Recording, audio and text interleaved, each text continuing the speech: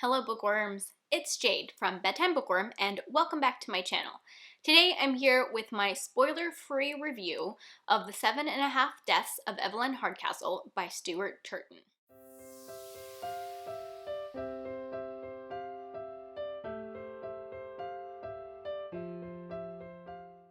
This review is going to be completely spoiler-free, but if you want to hear some of my spoilery thoughts on this book, I'm also doing a spoiler book chat, so definitely go check that out. I have a lot of thoughts about this book that can't be talked about without spoilers. I was really anticipating reading this book. I had heard a lot of good things about it, so I was really disappointed when I ended up not enjoying it very much, and I only gave it 2 out of 5 stars. This is an adult mystery with a sci-fi twist. It's pitched as Gosford Park meets Groundhog Day by way of Agatha Christie. And it's definitely clear that the author took a lot of inspiration from those things, especially the Agatha Christie bit. So if you're an Agatha Christie fan, you might enjoy this more than I did. The basic premise of the book is that there is a murder that is going to happen at a house called Blackheath. There's a big party planned for this night, and at the end of the night, someone named Evelyn Hardcastle is going to be murdered. We see from the point of view of a character named Aidan, and he is trying to solve the murder of Evelyn Hardcastle. He gets to relive the day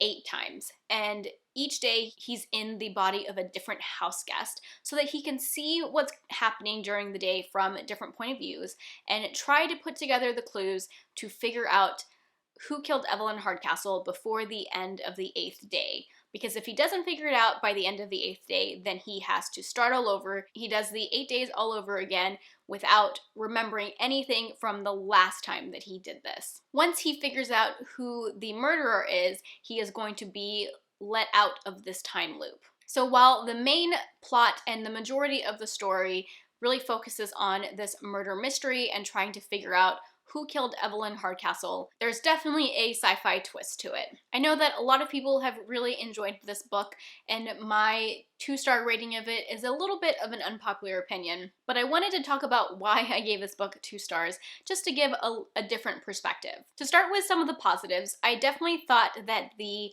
idea behind this book was really interesting and really unique. I did find it to be a bit of a page turner. I was really engaged and always wanting to know what was going to happen next, primarily because I was really confused and I really struggled to understand what was going on. I constantly had a ton of questions that weren't really ever answered. I will definitely go into details about that in my spoiler book chat. So again, if you've read that book, check out that video for my spoiler thoughts. This is a debut novel, and because of that, it is pretty impressive. The writing itself, I thought, was fairly well done, and the story is so convoluted that I can't imagine what the writing process must have been like. Like, this is a pretty intense book to tackle as your debut book. So my main issue with this book was probably that it was too convoluted. Like I said, I was confused a lot of the time. We have this Groundhog Day element where the main character Aidan is waking up in different people's bodies every day, but it's also not a linear story. It's almost like these 8 days are happening at once, and I just had a really hard time conceptualizing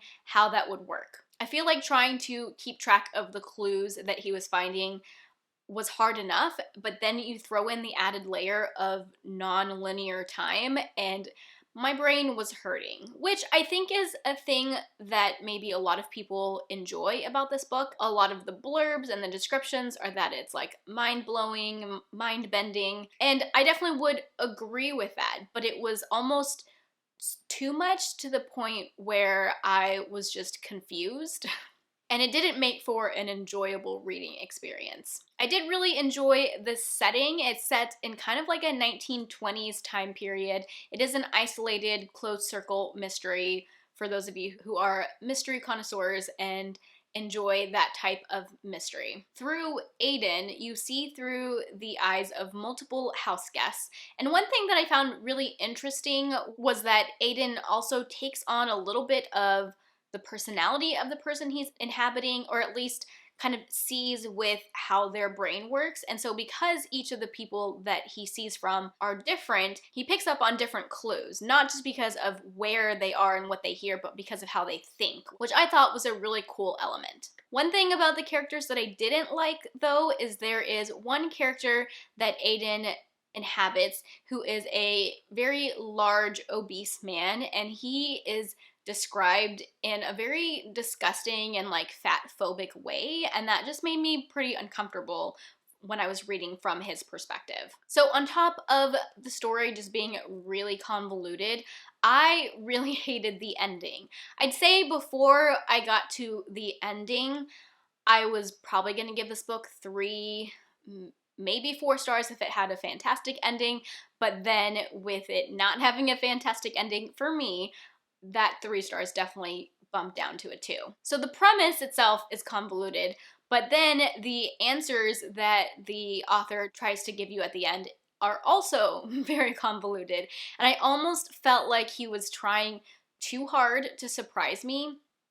It's an ending that I don't think I could ever have guessed, and I felt like it came totally out of left field. I know some people have really thought that the ending was brilliant, but for me it was just too weird of an ending to enjoy. The ending also raised a lot of questions. It raised more questions than it answered, and I just found the ending really unsatisfactory. There were elements thrown in at the end of this book, or revealed at the end of this book, that I found really interesting and would have wanted to know a lot more about. I just found the ending really unsatisfactory. The solution to the mystery really surprised me and came way out of left field. And then there was this other reveal that just left me with way more questions than I started with. And I really wish the author had taken some of those elements that were revealed at the end and kind of like touched on them throughout the book, because it really just felt like it came out of nowhere. Alright guys, those are my spoiler-free thoughts on The 7.5